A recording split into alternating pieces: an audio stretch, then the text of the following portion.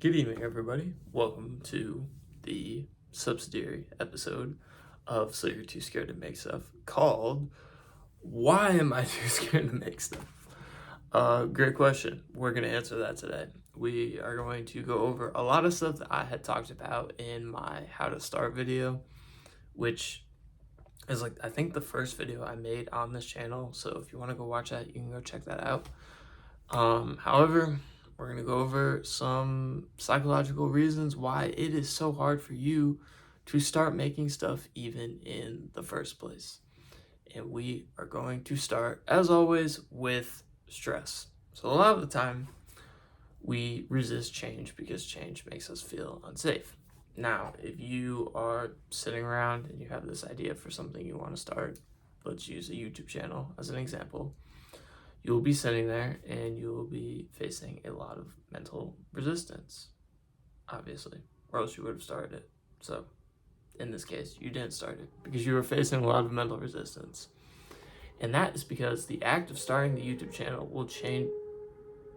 Jesus. I don't know if y'all heard that. Loud as hell. Some car just sped down West End. Anyways, back to the video.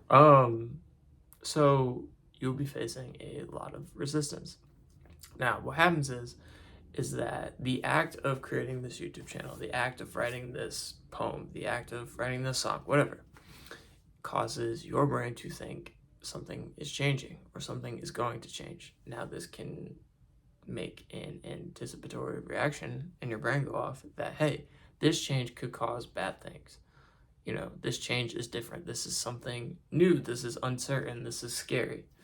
And as I've talked about in other videos, anxiety is, fear. It's, uncertain, scared of being uncertain, scared of things not being, in control of things. And so the act of starting something new, you are putting yourself in a new area. You're putting yourself out of control. Now, the best way to deal with that is to just do it.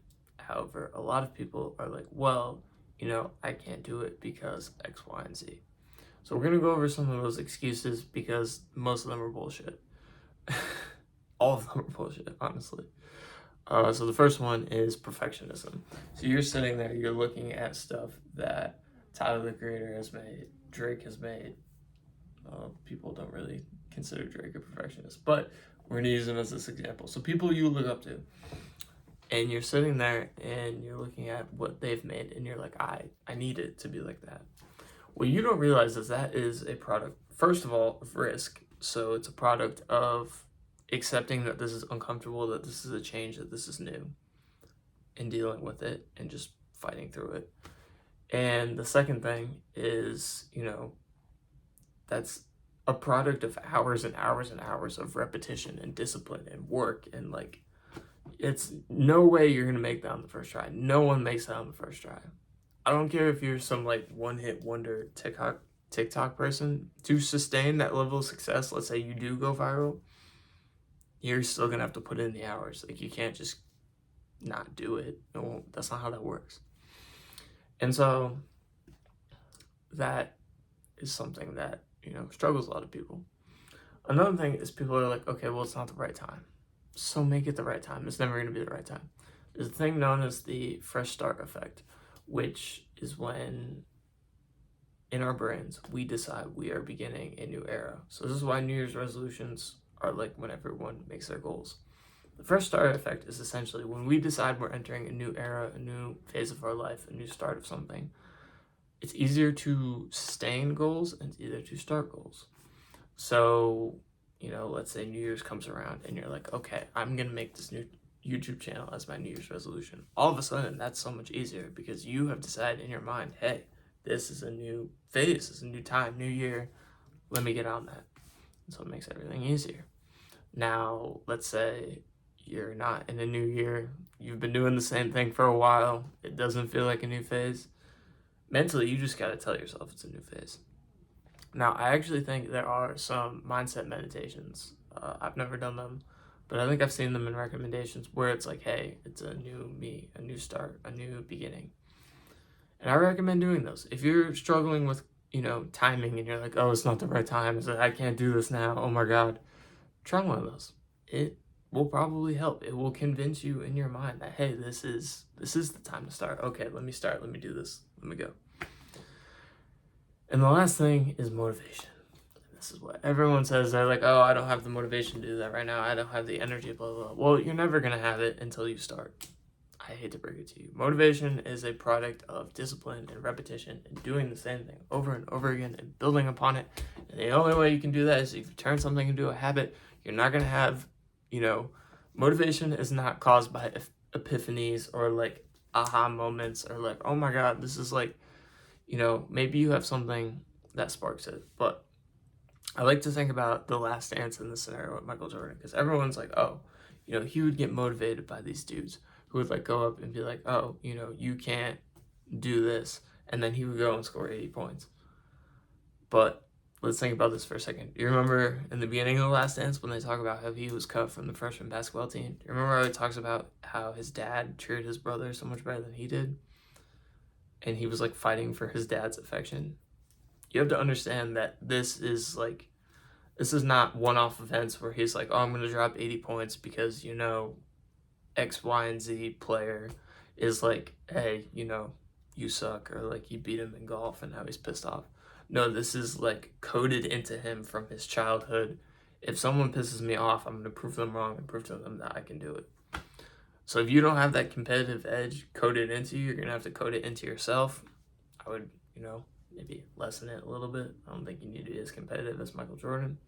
But if you're lacking motivation, you're lacking that, drive to do things, you're going to have to work it into yourself. I mean, I was lazy throughout all of high school.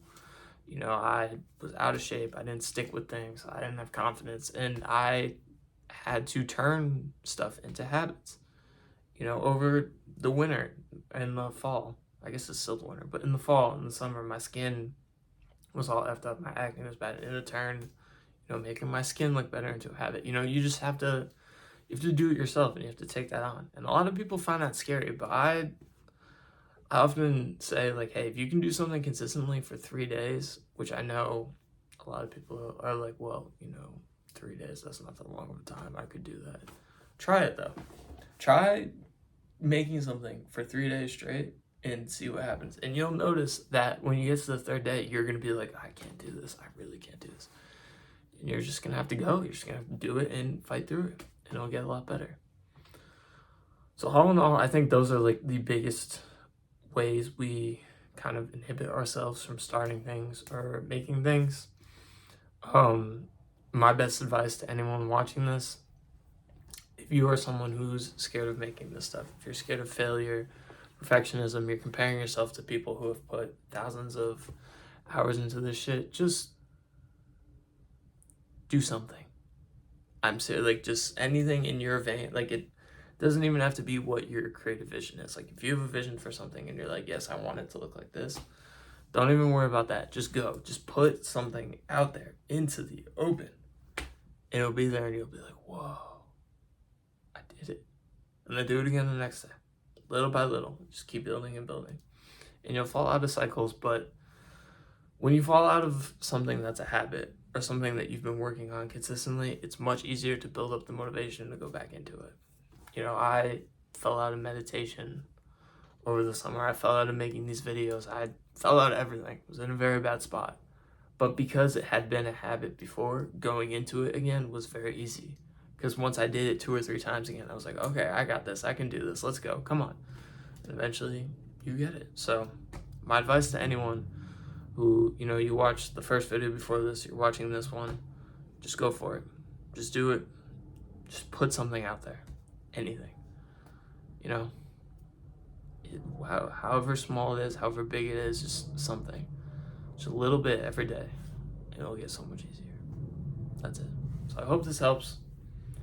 I don't know when episode 2 will come out, but this is episode 1A, I guess. I don't know what we'll call this. But yeah, hope you guys enjoyed the science-y, motivation-y part of this whole series. So yeah, thank you guys. Adios. Great song.